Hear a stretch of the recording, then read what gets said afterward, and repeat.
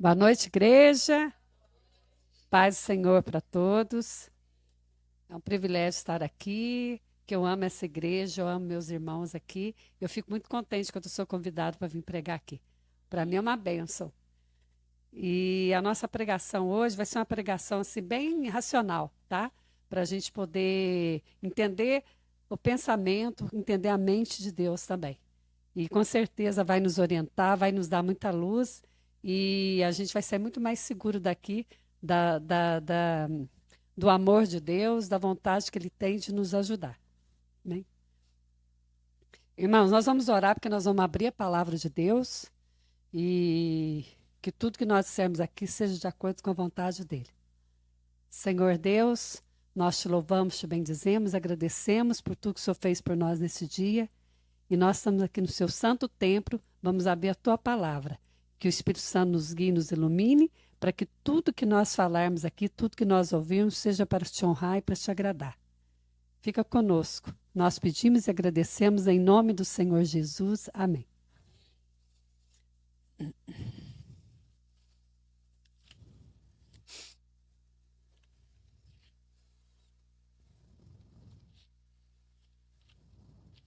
Tanta coisa que eu acabo. Cadê? Irmãos, então, como eu falei, nós vamos estudar a lógica de Deus. O que é lógica? Pensamento, o modo de encarar as coisas. Então, nós vamos ver qual que é a lógica de Deus, o que ele pensa a respeito de certas coisas, o que ele recomenda para nós fazermos, né? E então, nós vamos ver como que funciona a lógica de Deus. A lógica de Deus, ou seja, o pensamento, o intelectual dele, é inversamente totalmente contrário à lógica do mundo, né? A gente sabe disso. O mundo fala uma coisa, mas a palavra de Deus diz outra. E Deus, ele fala, ele usa a lógica, por quê? Porque ele envia o Espírito Santo para falar conosco aqui. É o Espírito Santo que fala conosco através da nossa lógica, é o nosso pensamento. Então, irmãos, a lógica de Deus, ela é matemática e filosoficamente louca. Todo mundo fala assim, é uma loucura você seguir a Deus, você servir a Deus. Mas a lógica de Deus é espiritual e divinamente sábia. Tem muita sabedoria na lógica dele. E todos aqueles que seguem a lógica de Deus se dão bem na vida. E se não se der bem na vida aqui nessa terra, terão o galardão no céu. Amém? Vamos ver na palavra de Deus o que está escrito sobre a lógica de Deus. Vamos ver agora Mateus 20:16. Mateus 20:16. Se alguém quiser ler para nós, pode ler, tá? Mateus 20:16.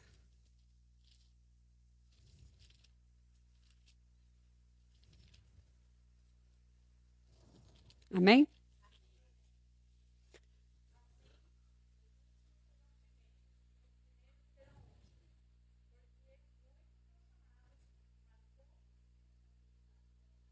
Irmãos, o que Jesus quis dizer com esse versículo? O último é o primeiro.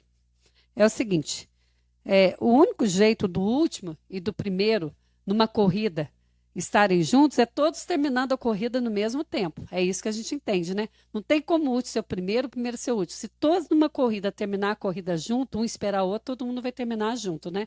É essa a lógica. Assim, se você for pensar em termos assim de como que o último e o primeiro vão chegar igual. Quando na corrida, todo mundo, um esperar o outro e todo mundo ficar junto lá na chegada, certo? Mas na corrida de Deus diz o seguinte, não importa o tempo que você se converteu, o tempo que faz que você está na igreja. Para Deus, o último e o primeiro serão julgados da mesma forma, serão julgados pelas suas obras, terão a mesma graça de Jesus Cristo, serão todos tratados igual. Então, não importa, eu tenho 30 anos de igreja, fulano chegou faz um ano só. Quando nós morrermos, nós seremos julgados e agraciados por Deus da mesma forma. É isso que a gente tem que entender, tá? Não tem esse negócio, não, eu sou bambambam, porque tem muito tempo de igreja. Não adianta. As suas obras, o que você fez ou deixou de fazer, a sua entrega a Deus será julgada da mesma forma como aquele que chegou agora a uma hora. Vamos citar, por exemplo, o ladrão lá na cruz, o bom ladrão, né? Ele se arrependeu na última hora. Ele vai ser julgado a partir daquele momento que ele se entregou totalmente a Deus. Ele terá o mesmo julgamento, o mesmo valor para Deus, como aquele que ficou vários anos na igreja. Né? É essa a lógica de Deus. Mas o mundo, o que que fala? O mundo fala assim, não, o primeiro é medalha de ouro. O último, vai ser desprezado. O último lugar, o que que é isso? Não diz nada, nem é lembrado, né? A lógica do mundo é essa, só tem valor quem chega em primeiro. Quem chegou em último já era. Mas Deus não. Todos nós seremos tratados da mesma maneira, não importa se é o último ou o primeiro. Todos receberam de Jesus o prêmio da morte dele, a graça de Jesus foi para todo mundo, independente do tempo de igreja das suas obras, porque todos serão julgados pela obra também. Agora vamos ver também Mateus 5,4. Mateus 5,4. Se alguém quiser ler, por favor.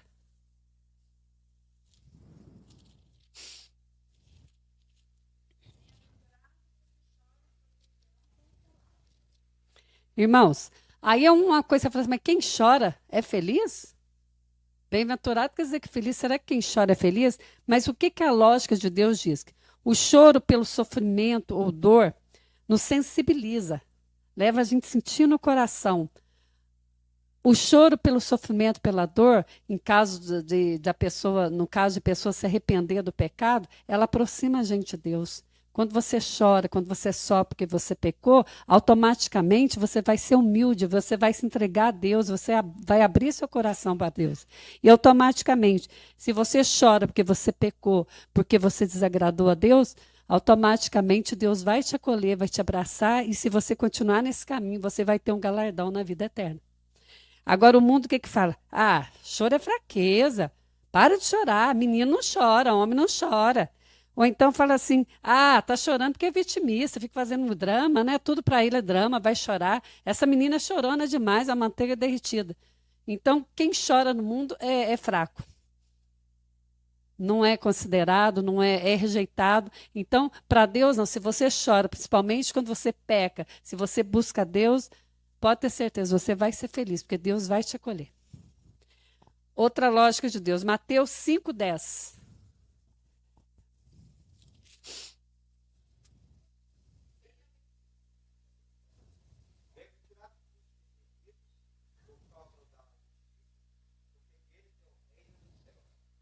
Então, irmãos, a lógica de Deus. Felizes os que sofrem perseguição. Ele estava falando para os apóstolos, os discípulos dele. Vocês vão sofrer perseguição por falar do meu nome, por poder pregar o meu evangelho, mas vocês serão felizes. Por quê? Porque vocês estão fazendo a vontade de Deus, vocês estão obedecendo a Deus, vocês foram abençoados e estão levando bênção para as outras pessoas também. Então, automaticamente, o reino do céu vai ser de vocês. Quantos morreram, né, pelo Evangelho, os apóstolos, outros discípulos também, e quantas outras pessoas também morreram. Isso é para nós também. Se você for perseguido, se você for discriminar na sua família por pessoas, só porque você tem uma fé, porque você fala muito em Deus, entrega na mão de Deus, porque Deus vai te acolher. Deus vai te abençoar e Deus está com você. E aí o mundo o que que fala? O mundo diz o seguinte: o perseguido, ele é criminoso, é ladrão, está sendo perseguido porque ele fez alguma coisa errada, né? Mas em relação às coisas de Deus, até nesse mundo também nós sabemos que nós seremos perseguidos, né? E no tempo do fim a gente vai ser perseguido e a gente vai sofrer muito. Até tem país já começou a perseguição, né? Muitos estão sendo perseguidos, estão sendo mortos. Mas só que Deus falou o seguinte: feliz de você, se você está sendo perseguido por causa do meu nome. Eu vou te abençoar e vou te dar uma recompensa boa. Vamos ver também outra lógica de Deus. Lucas 22, 26. Lucas 22, 26.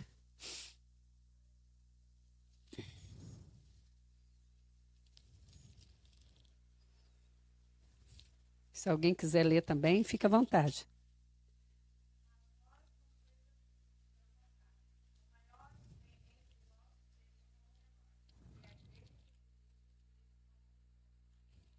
Irmãos, o maior é o menor, né? Você fica pensando, mas como que é essa lógica? É o seguinte: Jesus era o maior e ele se comportou como se fosse menor. Jesus foi servo, ele foi lavar os pés dos discípulos. Jesus foi humilde, Jesus deixou toda a realeza dele de lado para vir morrer por nós. Ele foi o maior. E esse é um exemplo para nós. Nós temos que ser humildes. Nós temos que querer ser o melhor dentro da igreja, querer dominar todo mundo, não. Claro que tem hierarquia, claro, tem os ministérios, tem a liderança, mas a gente tem que ser humilde a lidar com os irmãos.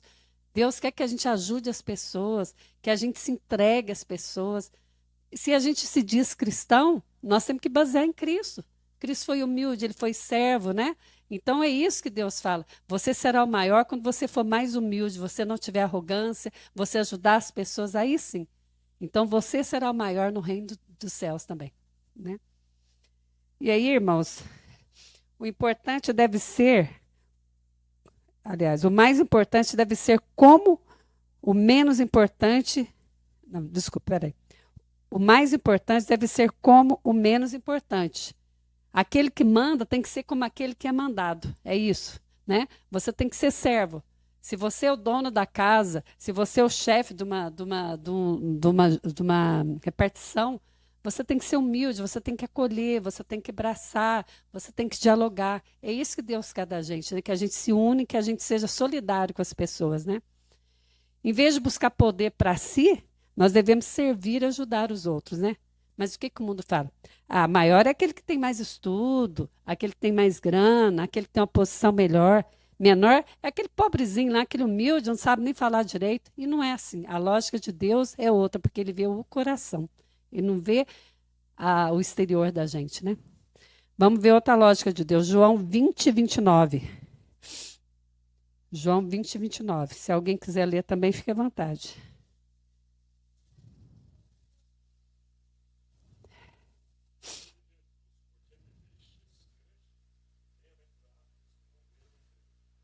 Irmãos, a gente lembra muito desse versículo aí em relação ao Tomé, né? O Tomé, quando ele soube que Jesus esteve lá, ressuscitado, apareceu para os outros apóstolos, para os discípulos, né? Ele falou, não. Eles falaram, Jesus esteve aqui, era ele mesmo, ele ressuscitou, nós lembramos que ele falou que ia ressuscitar, né? Ele falou, não, eu só vou crer se eu puder tocar ele. Então, para ele foi importante ver para crer. E o que a lógica de Deus fala? Nós temos que acreditar que Deus fará o melhor. Nós temos que crer que Ele é o Deus do impossível. E que Ele fará tudo de acordo com os propósitos dele. Nós temos que crer nisso. E aí nós vamos visualizarmos as bênçãos. É você crer, você entregar, você crer que Deus vai fazer o melhor para você, de acordo com os propósitos dele. Aí sim você vai ver as bênçãos acontecerem. E o que o mundo fala? Ah, não, eu preciso ver para crer. Eu preciso, se não acontecer, eu não vou dar valor. Eu não vou acreditar que aquilo é verdade, né? E o mundo é assim. Enquanto a gente estiver seguindo o mundo, a gente vai quebrar a cara mesmo. Porque se a gente não acreditar que há um Deus poderoso, um Deus que cuida de nós, que é o Deus do impossível, nós não veremos bênçãos algumas, né? Então nós temos que pegar nessa força de saber que Jesus vai fazer o melhor por nós. Então a gente tem que primeiro crer e depois esperar as coisas acontecerem. Vamos ver outra lógica de Deus também. Atos 20, 35. Atos 20, 35. Se alguém quiser ler também, pode ficar à vontade. Atos 20, 35.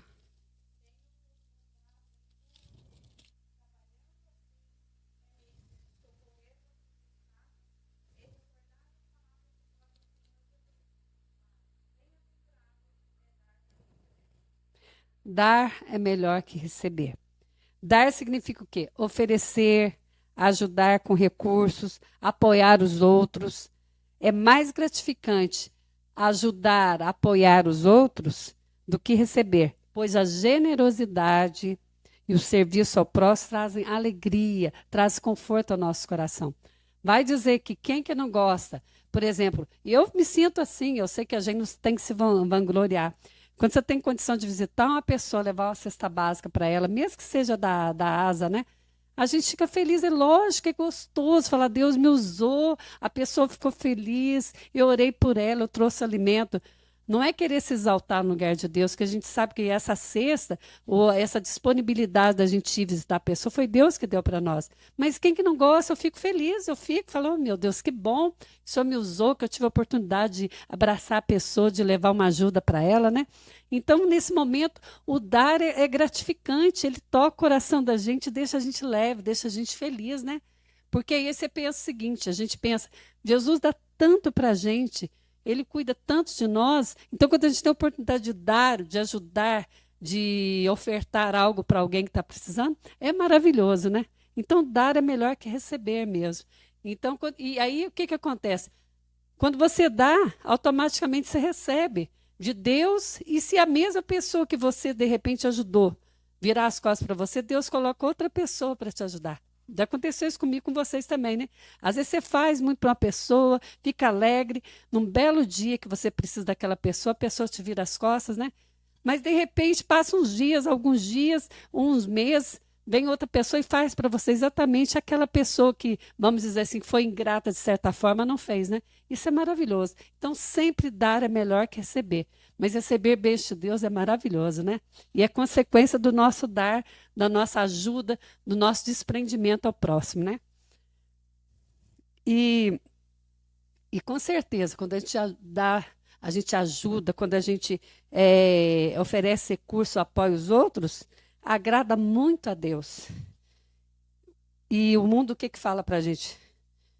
Eu só quero receber.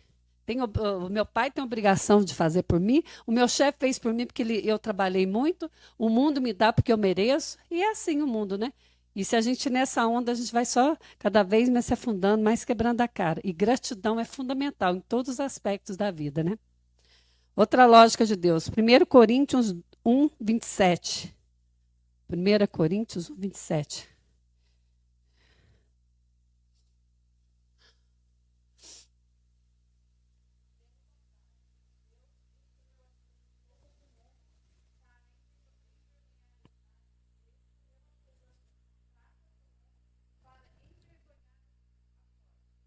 Irmãos, nesse versículo aí, a frase é: o louco é sábio. Aí você fala, mas como? A pessoa que está louca está descontrolada, ela está perdida, está desorientada, ela não tem controle. Mas Deus fala o seguinte para a gente: eu ajo de maneira que parece lógica, ou contrárias à sabedoria humana. Eu ajo dessa forma, Deus fala. Exemplo, o Davi. O Davi era um pastorzinho de ovelhas, um menino raquítico, ruivinho, né? Fraquinho. O que Deus fez? Ele se tornou o maior rei de Israel, né? O maior rei de Israel, um exemplo a ser seguido, né? Então, qual que é a lógica de Deus? Eu não vejo que ele é fraquinho, que ele é branquelinho, que ele é ruivinho, que ele é pequeno. Eu vejo o coração dele. Eu sei que no coração dele ele tem muitas qualidades para se tornar um grande rei, de me servir, de me obedecer, ajudar muitas pessoas. Então, a lógica de Deus é completamente diferente. Então, as pessoas falam, mas você é louco, você fica só falando de Deus. Eu, por exemplo, eu vou citar um exemplo, eu estive viajando agora, aí eu estava sempre, eu já falei para vocês uma vez, eu tenho uma irmã que é filósofa.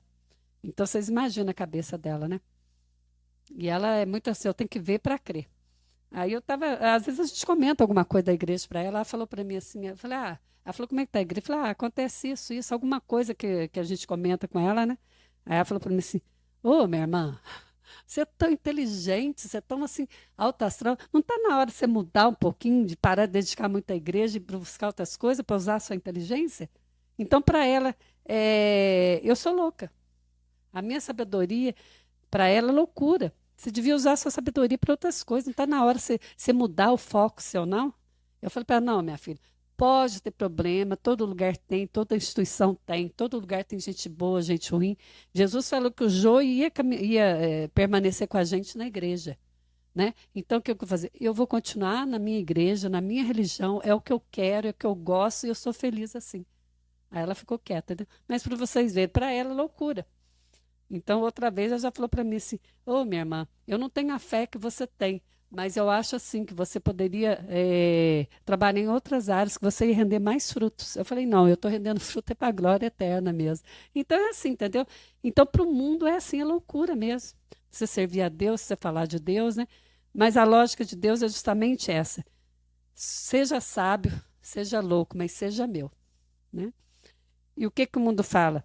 O mundo fala o seguinte: sábio é aquele que age racionalmente, aquele que é intelectual, que usa a razão, mas da forma de acordo com o que o mundo ensina. É você seguir as regras do mundo, aí você é sábio. Né? Vamos ver outra lógica de Deus. Isaías 53, 3.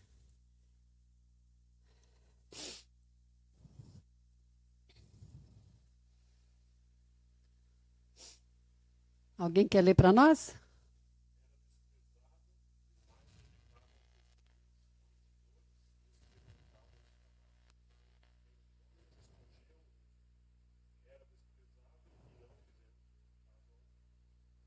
Irmãos,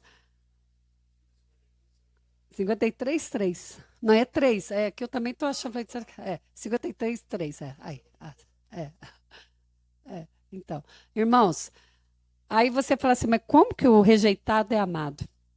Eu estava lendo, gente, nossa, agora eu esqueci. E eu tive lá em Minas, pediram para eu pregar na igreja lá, e eu preguei sobre um. Meu Deus, cadê o Jabes? Eu nunca tinha ouvido nenhuma pregação sobre o Jabes. O Jabes é citado lá no livro de 1 Crônicas, ele é citado como ascendente de Davi. Mas ele foi citado assim em dois versículos só. Não sei porquê, mas o autor saiu lá da descendência e citou ele. Ele era, assim, um ascendente de Davi.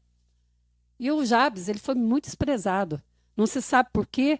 O nome Jabes significa aquele que traz sofrimento, aquele que traz angústia, aquele que é desprezado.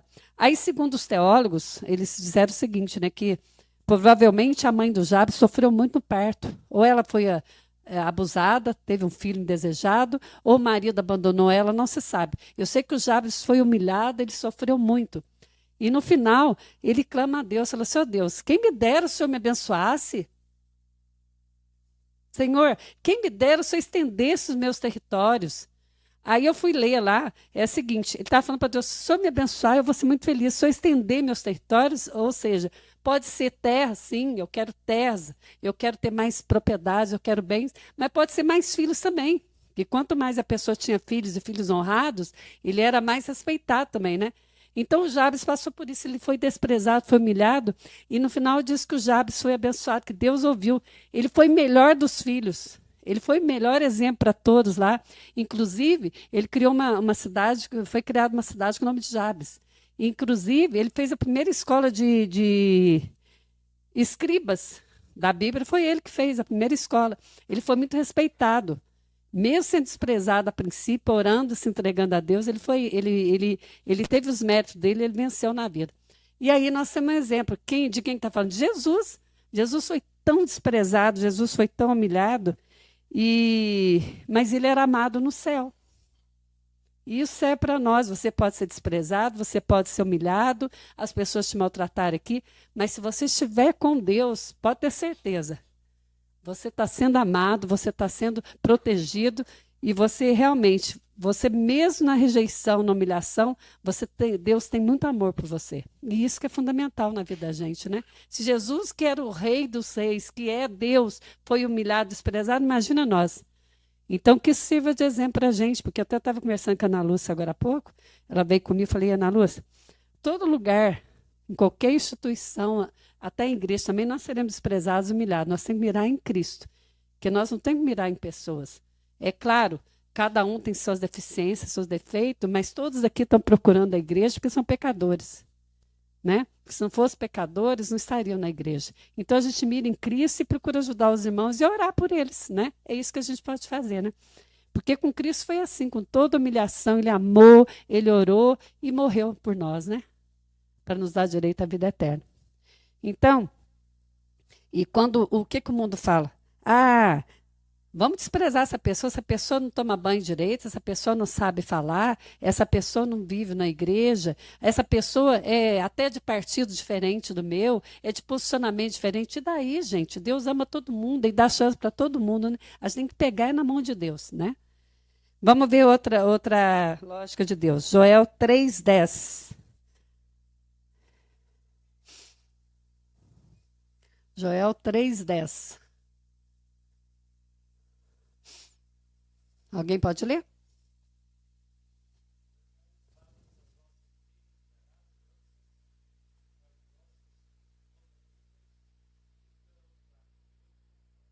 Amém? Lógica de Deus. O fraco é forte. Significa que a nossa força não vem de nós mesmos, vem de Deus. Quando nos sentimos fracos ou desamparados, o Deus que habita em cada um de nós, ele continua forte. Ele fala o seguinte, Paulo falava o seguinte, nas minhas fraquezas eu me sinto forte, é que eu sou forte. Por quê? Na sua fraqueza você se humilha, você chora, você clama a Deus, você abre o coração para Deus. Aí o que acontece? Deus te fortalece, Deus te abraça e você se torna muito forte. Então, irmãos, na fraqueza a nossa entrega é maior. Então a gente tem que pensar sempre nisso. Sempre que eu estiver fraco, eu estou mais forte, porque Deus está comigo. E o mundo o que que fala? Ah, o fraco é covarde, é preguiçoso e é merecedor de desprezo e humilhação. O mundo fala assim, né? Ah, aquele homem é fraco, ele cai no vício várias vezes, ele é fraco, vão desprezar ele. Não. Jesus abraça, Jesus acolhe. E se a pessoa sem buscar Deus, ela vai se fortalecer cada vez mais. Irmãos, para terminar, nós vamos ver Isaías 55, versículos 8 a 9. Isaías 55, versículo 8 a 9. Alguém quer ler, por favor?